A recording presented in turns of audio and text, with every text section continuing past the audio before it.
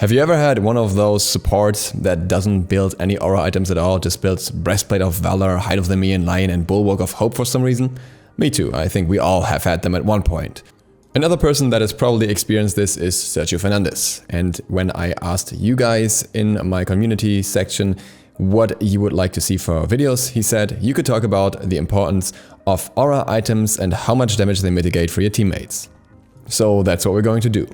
Now, I've done some comparisons like this in the past, but usually just looked at one side of it. Often it was the physical side with Sovereignty and Jade Emperor's Crown, due to one having physical defense and the other one having power reduction. Definitely an interesting topic, as these shift back and forth very often. I will hopefully find a link here that I can leave for that if you want to look into that more. Today we're specifically looking at the most simple part, the protection auras. I'm aware there are plenty more. There are all the damage auras like Voidstone, for example, as well, that you can consider, or something like Shogun's Kusari, but really I just want to show why so much value is being put on those items like Hardwood, like Sovereignty, like Gauntlet of Thebes.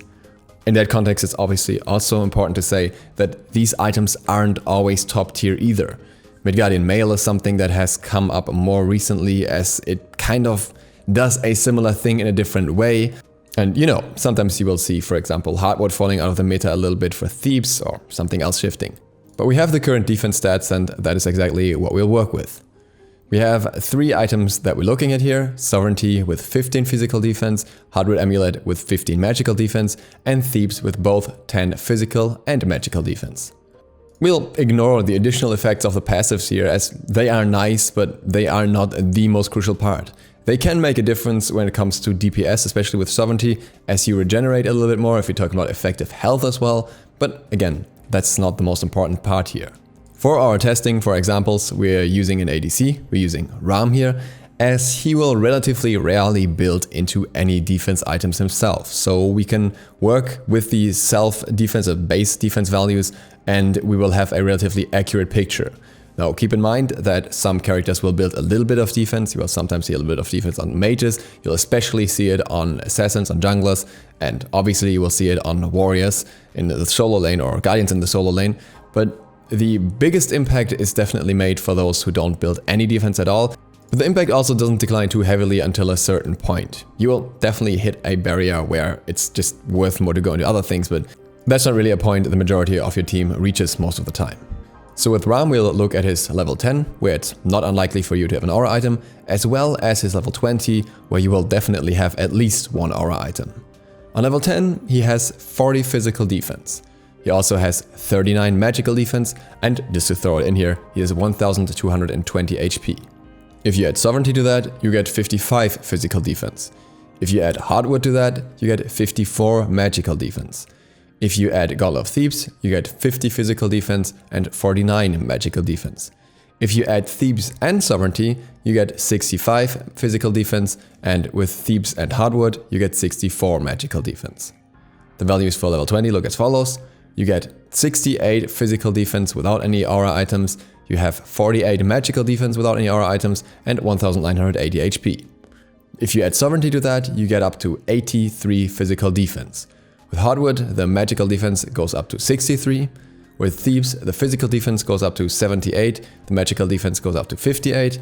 And with Thebes and Sovereignty, you reach 93 physical defense. Meanwhile, Thebes and Hardwood leads to 73 magical defense. If you wanted to up this even more for your teammates, you could also add in Lotus Crown if you have healing abilities, but as that doesn't affect all supports, I'm gonna leave it out here.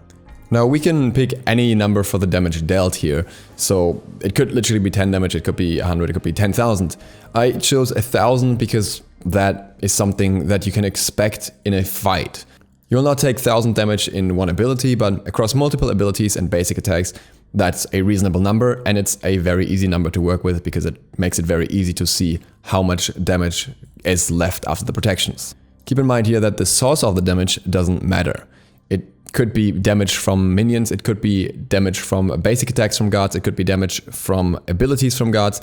It would all be the same level of damage here, as we're talking about protection and not about power reduction, which has a different effect depending on the base level of the damage and the scalings. So if level 10 Ram was hit for 1000 physical damage and had no auras on him, he would take 714 damage. If he took magical damage, he would take 719 damage. Now, if we throw in sovereignty, then the physical damage goes down to 645. That is a reduction of 69 damage just from that one item. So a pretty solid reduction. If we throw in hardwood for the magical side, the damage goes down to 649, a 70 damage reduction.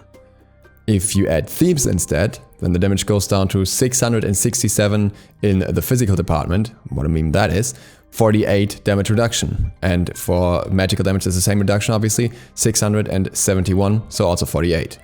If we add sovereignty and thieves together, the damage goes down to 606, so 108 damage reduction.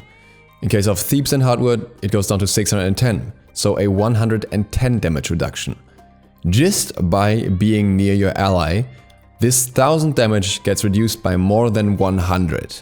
You have to do absolutely nothing for it, and your ally gets more survivability, can maybe take 1 or 2 more basic attacks or maybe an extra ability, and will be able to fight on. And that's just the base benefit of the aura for your ally, outside of, again, you could be able to heal up better through sovereignty or get more mana through hardware, or you yourself get much higher stats through thieves.